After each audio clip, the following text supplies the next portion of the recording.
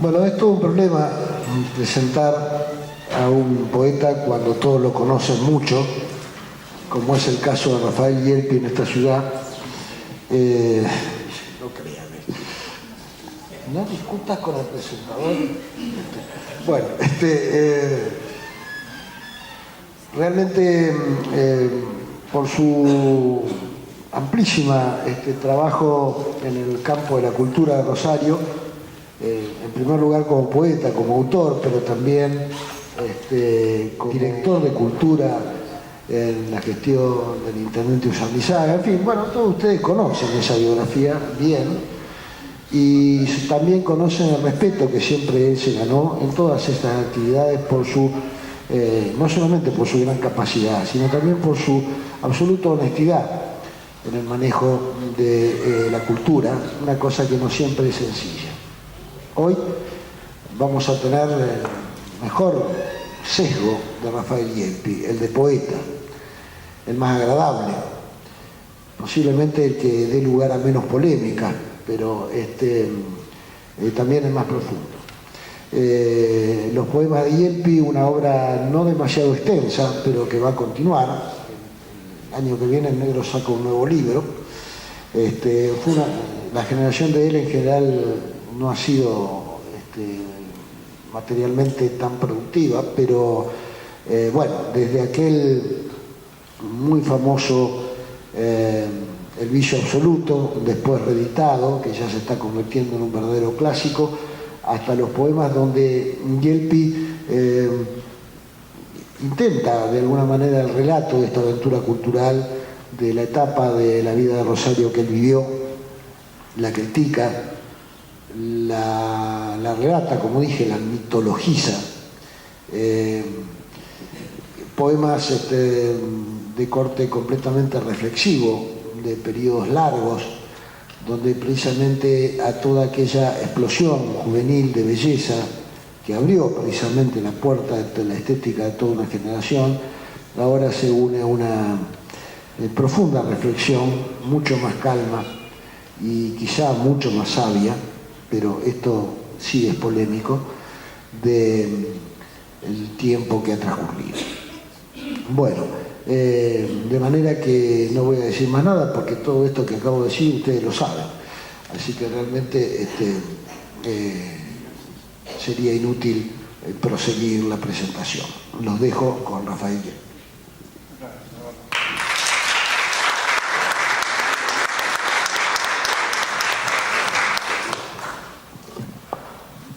Muchas gracias por estar aquí acompañándonos. Me doy cuenta que queda breve, muy concentrado. Y bueno, elegí algunos al azar. Vamos a elegir algunos.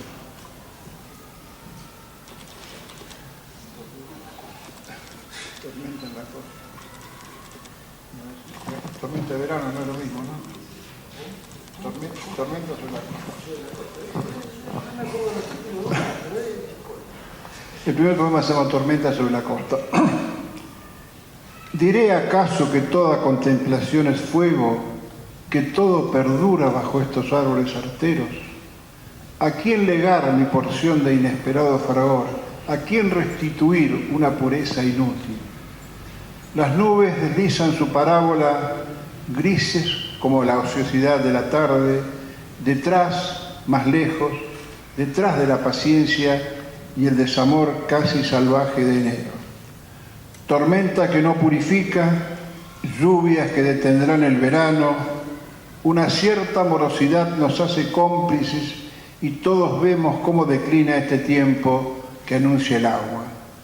Ahora detenido, ahora solo, frente a esta costa inocente, ¿valdrá de mí el insensato deleite, la no esgrimida pasión? Cerrándose, marchándose, hijas de su propio deleite, las nubes han desaparecido y fugado.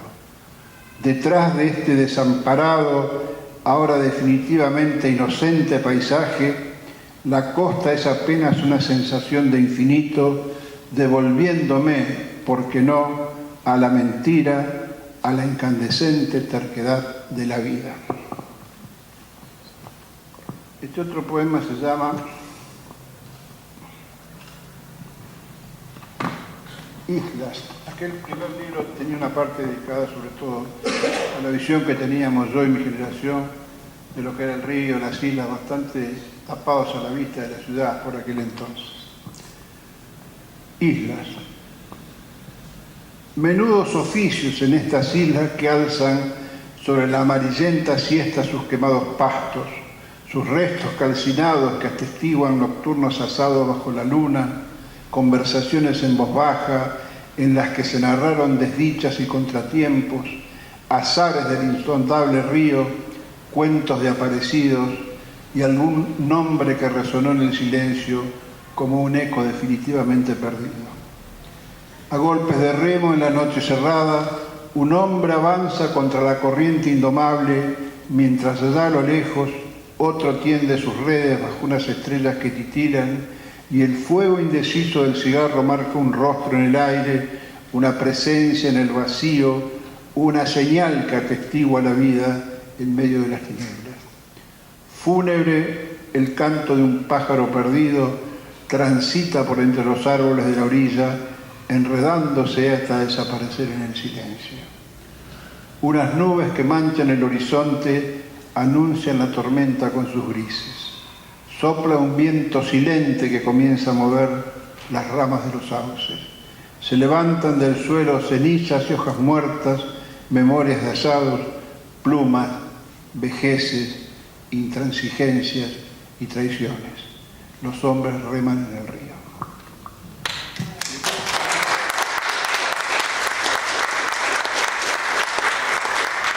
En este primer libro voy a leer un poema que se llama El Fénix. Son poemas que yo escribí cuando tenía 18 años. Fénix dice: transige con el opio cristalino y cumple entonces descuidadamente el ciclo persuasivo del amor que entre cenizas has de convivir y entre ruinas gozar y entre memorias considerar gravemente lo inevitable y portentoso del fuego.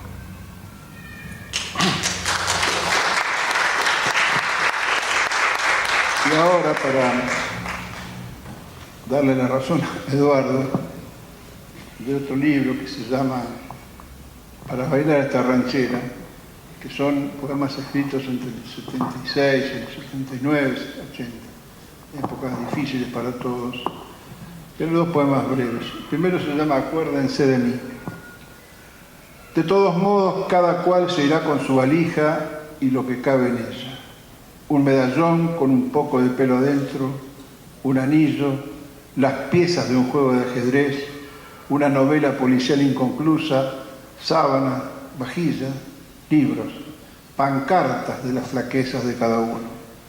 Algunos se fueron antes, precavidos, y otros se preparan para partir en el próximo embarque. Los hay que hacen cuentas todavía, ayudándose con los dedos de la mano. Prepárense, para ellos también hay lugar en el pasaje. Los que se quedan harán su juego, algunos pobres, otros nada menesterosos, cada uno con su vida. A los que parten, eso sí, una sola cosa: acuérdense de mí. Y el otro se llama Los ríos que van a dar en la mar. Según como se los mire, usted, por ejemplo, negará su existencia, encontrará razones y diversiones para alejarlos de su imaginación. La pobre ya tiene demasiado con sus afanes. Según como se los mire, usted, digamos, tampoco creerá en la evidencia. Las fotos se trucan, podrá decir, y se convencerá de que es una razón como cualquier otra, hasta mejor que cualquiera, pensará. Según como se los mire, mírelos como debe ser, con los ojos abiertos. Usted está viendo lo que hay, cadáveres. No hay explicaciones mejores, y eso es quizás lo más terrible del caso. Que según como se los mire, ellos vendrán alguna vez a pedirnos cuenta por derecha o por la simple fuerza de las cosas.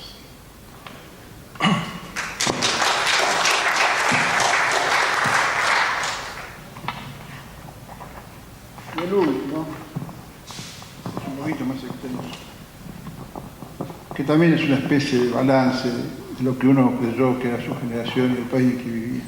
que se llama asados. Los he presenciado muchas veces. Primero, la pausada ceremonia del fuego, buscando pequeñas ramas, restos de madera, papeles, en los fondos de una casa que miraba mansamente hacia el río cercano, mientras la tarde se iba convirtiendo poco a poco en la noche y había presencias familiares, voces conocidas, enhebrando y desenredando una antigua letanía. Los reconocería en medio del desierto, solo entre la desesperanza y el olvido. Algunos, con el paso de los años en la cara, especie de herida permanente que el tiempo solo aumenta con su paso, otros con la jocundia de saberse vivos, los más permaneciendo en medio del silencio, aportando su edad, su desconcierto, los pequeños fragmentos de esperanza que concurren a salvarnos del naufragio y de la muerte sin remedio. Alguna vez estuvimos todos juntos, esperando el momento en que las llamas surgirían como un conjuro, como una llamada entre la penumbra de los veranos santafesinos. Puedo verlos ahora. Para cada uno ese era el momento más importante del mundo, la circunstancia propicia, el encuentro. Allá, en el fondo, uno solo, el solitario del oficio, iba consumiendo leña, carbón, tiempo, mientras esperábamos a su vera. Tal vez, no lo recuerdo, puede que esos veranos estuvieran más lejos todavía que la memoria misma. El tiempo es una rápida sucesión de espejismos. Puede que haya pasado toda una vida desde entonces y que aquellos asados sean nada más que migajas del olvido, naufragios de una antigua hecatombe. A mí ahora me parecen solo una sombra entre la luz de los días, una isla para sobrevivir, el momento más importante de un tiempo sin edad. Puedo contarlos incluso como quien pasa revista a una tropa que sobrevive tras el desastre y la traición. Contarlos uno a uno, muchas veces, rebuscando en el fondo del recuerdo, para devolverlos de nuevo a ese día en que alguien distinto, desconocido quizás, se inclina a recoger pequeñas ramas, astillas, maderas, restos de vida en la maleza, preparando la ceremonia reiterada del fuego. Algunos, lo sé, han resistido el destierro, han erigido la voluntad y el orgullo para no sentirse extranjeros, ajenos en tierras que no les pertenecen.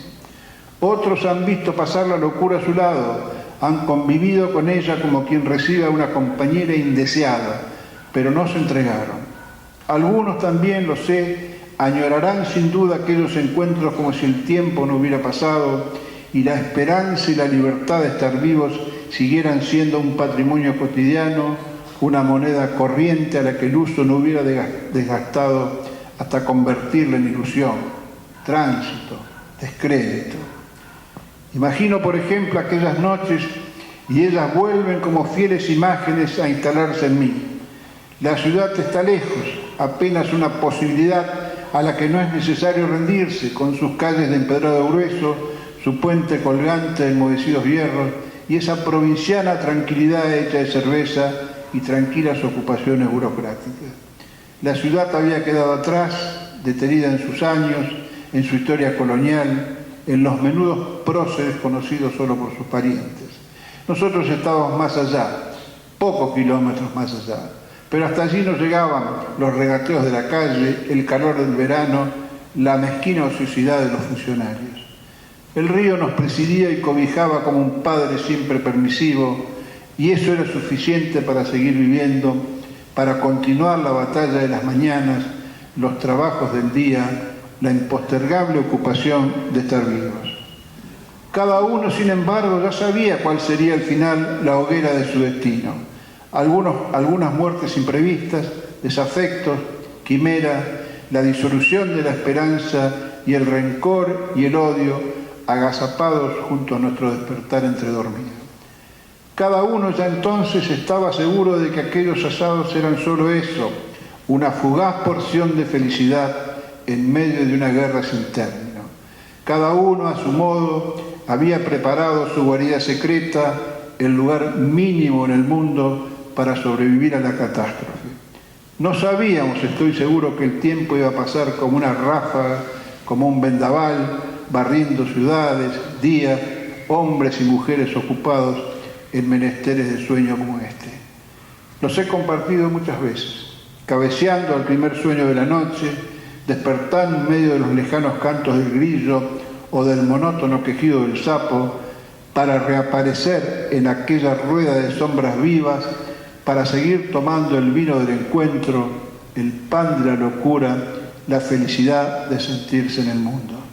El tiempo era de sangre circulante contra este hoy de sangre detenida.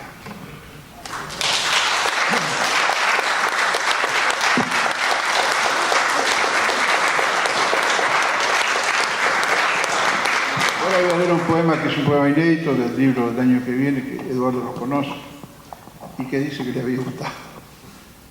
Se llama A mí no me mire. Lo he dicho muchas veces y hasta me parece que han sido demasiadas y tal vez inútiles tantas justificaciones y disculpas. No quiero que me cuenten entre ustedes. No es por una cuestión de edad, me doy cuenta que ustedes lo saben, ni por odio universal alguno, ni siquiera porque varios de ustedes me resultan francamente insoportables. Tampoco por temor a encontrarme con ella después de todo lo que pasara entre nosotros, porque eso para mí es parte ya definitiva del olvido. Simplemente no quiero ser más uno de ustedes. Me doy cuenta de que es muy difícil confesar esto después de tantos años compartidos en los que todos creímos están forjando una amistad hasta la muerte. Por otra parte, la verdad es que recién ahora me doy cuenta de las cosas que nos separan de modo, diría, inequívoco. Tuvieron que pasar algunos años y muchas cosas para eso, pero nunca es tarde para empezar a decirse la verdad. Se los digo, no quiero que me cuenten entre ustedes.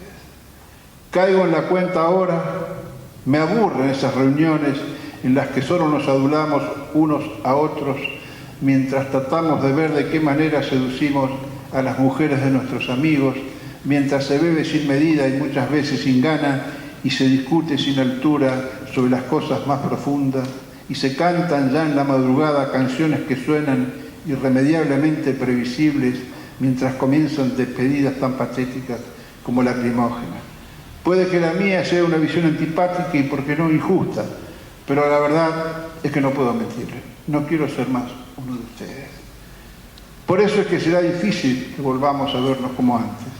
Empezaron a gustarme estas noches a solas, las caminatas por una ciudad de la que me había ido alejando sin saberlo, los nuevos amigos que se descubren sin buscarlos, las mujeres de ojos grandes acodadas en la barra, gente que no pide compromisos ni ofrece reciprocidades absurdas.